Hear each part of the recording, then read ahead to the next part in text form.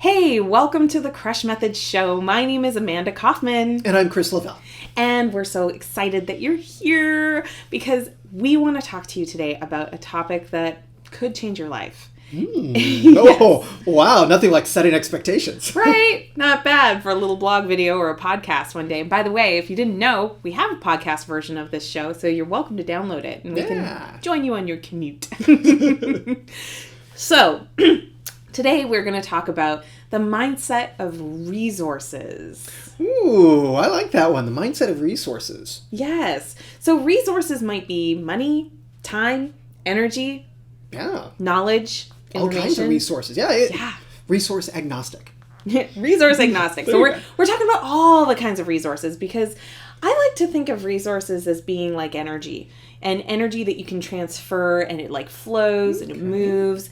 And when we realize that we can direct energy wherever we really want to, that's where we get to create and design an amazing, amazing life. So I am super stoked to talk about this today. Oh, I'm looking forward to it. Because this is honestly an area that I personally have struggled with quite a bit. I'll own that.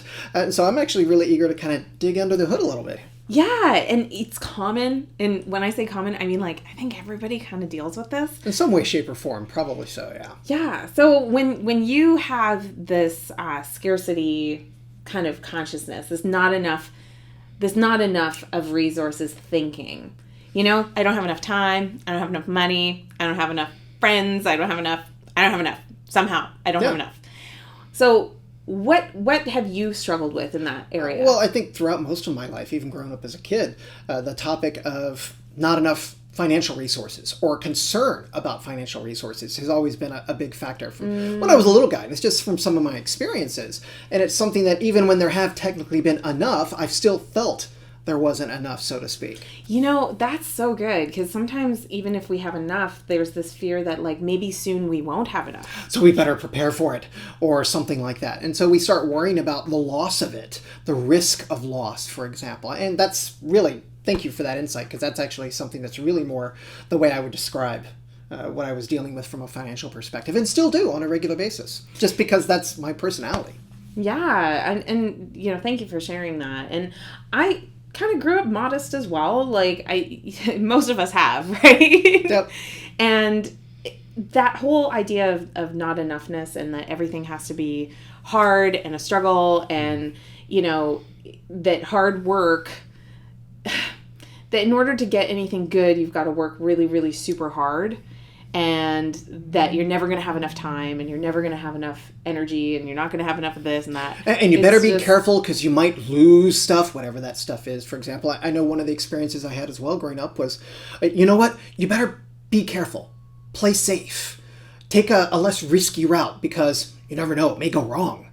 And so that caused me in many cases to make decisions that were not necessarily in my best interest and happiness long term and really actually caused me to play small. Now, that doesn't mean that you should make riskful decisions. That's not what I'm recommending. But it did cause me to be overly concerned about risk. And that caused me to lose out on a lot of opportunities that I probably, in retrospect, would have really enjoyed.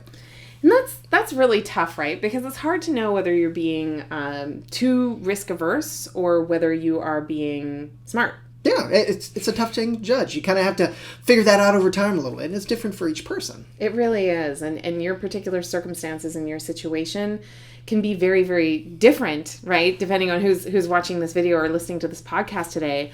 But we wanted to just help you identify that scarcity thinking that there's not enough, thinking that there's not enough to go around, that kind of thought process tends to lead us down a path of trying to kind of hoard stuff and keep everything to ourselves. Constriction, yeah. It's very constricting energy as opposed to being very free-flowing and abundant energy.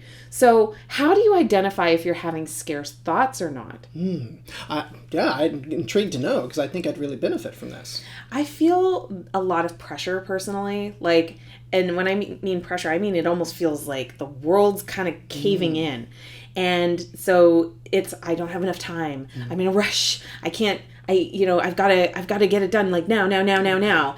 And so it tends to have like a hurried, erratic kind of a feeling to it, or just like a really blunt kind of overall pressure. Well, think about that for a second. That drives a lot of stress in your mind and in your body. And when you're stressed or fearful, because that sounds a little like fearful to me, maybe. Sure. When you're fearful, your brain actually goes kind of into survival mode, and your body physiologically goes into survival mode.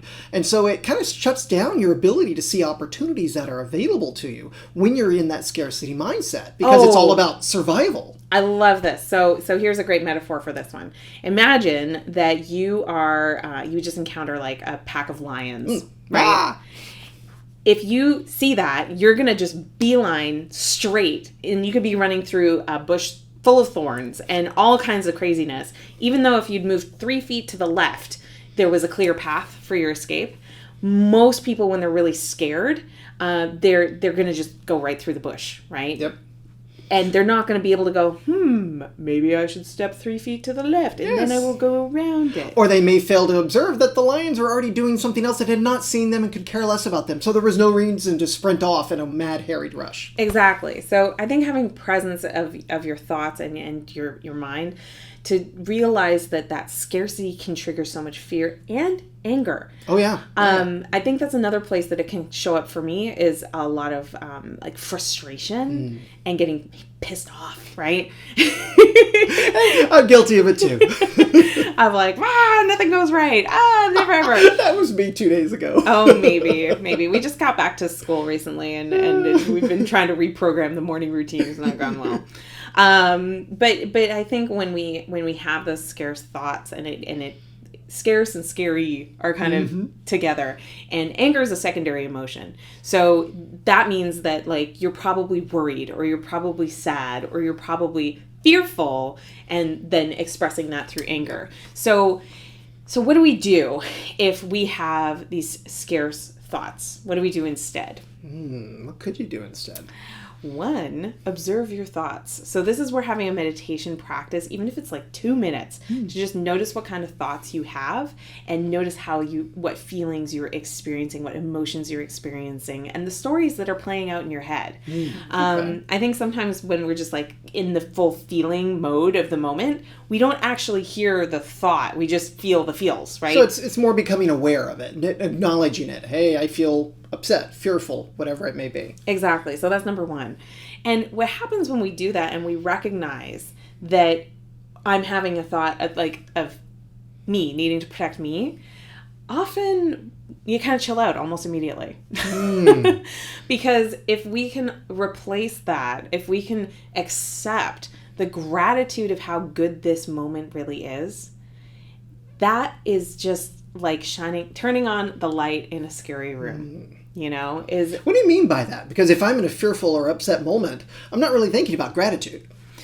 Yeah, exactly. You're not. So that's why like having that pause and observing the thought, and observing I'm really angry right now.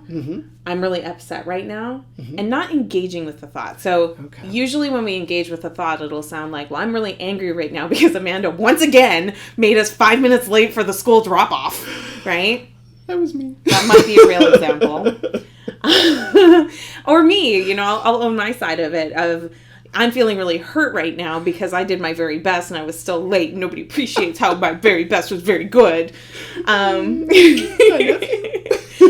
when we instead of engaging with the thought and justifying why we need to feel the way we feel, if instead we go, oh, I'm feeling this. I get that now. Okay. I'm feeling this, right? And see it.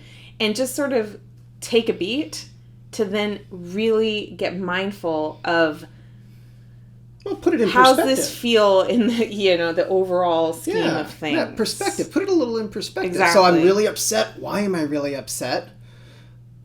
Given everything else that's going on, is it really warranted to be that upset? And to your point, she mentioned earlier in the week with going back to school, that did help me personally reset. In that case, I'll own it. Well, and what are you really grateful for in the moment, right? I was really grateful that we were actually able to go together to drop the boys off. Oh, yeah. That's so sweet. Yeah. And I think when we really practice gratitude from a place of genuinely appreciating what we have in our life, it's very, very difficult to get sucked into the struggle, right? There you go. So this is such a big, broad topic. We could seriously get into like all the books and all of that kind of thing. But I want to give you just like a really quick little practice that we've found makes a huge difference to having an abundant mindset. Oh, absolutely. And there are examples all around here, around the screen, around the camera, and everything else of what this is. It's my good friend, the Post-it.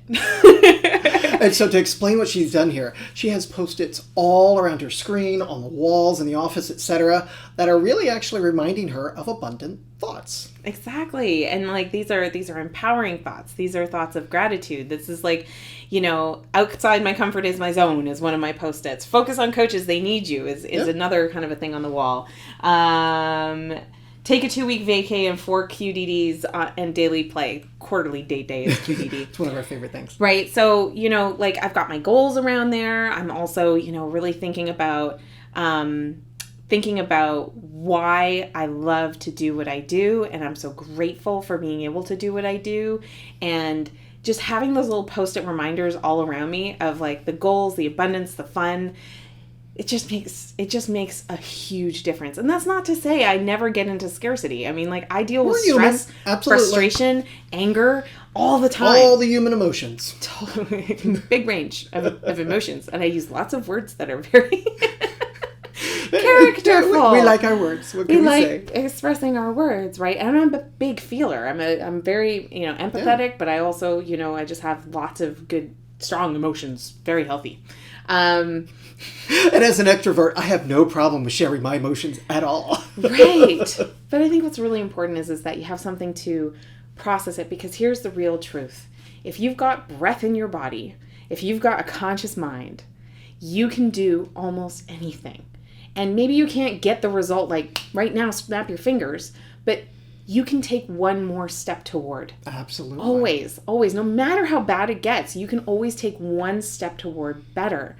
And if you can keep that mindset that resources are abundant, that you have breath in your body, that you have people around you who care for you, and engage with the resources you do have, that's when your life changes. Well, one of the things you've shared in the past, and it's probably one of the favorite things you've shared with me that I personally have learned from, is that idea of what's the next most right thing. You don't have to think from the perspective of, well, I don't have all the resources to do all the things. Okay, but what's the next most right thing that you can do?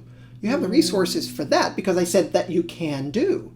Well, that gets you started. So just take that one step, and you can be abundant towards that one step. Exactly, and you just do it again and again and again, and now you have momentum, my friends. There you go. So thank you so much for tuning in today. We've just loved hanging out. And always fun. Don't forget, you can always listen to us on the podcast if you want to take us on a run or go for a drive. And we'll see you again next week. All best. Bye-bye. Bye. Hey there. Thanks for tuning into this week's The C.R.U.S.H Method video blog. I'm Amanda Kaufman. And I'm Chris Lavelle. We loved having you here. Be sure to subscribe to receive more goodies in your inbox every week, and share with others you know who are eager to learn more about building their coaching and expert business. And don't forget to leave a comment below to share your own experiences to inspire and lift others on this journey. And check out our podcast on iTunes called The C.R.U.S.H Method Show so we can join you on your commutes and workouts.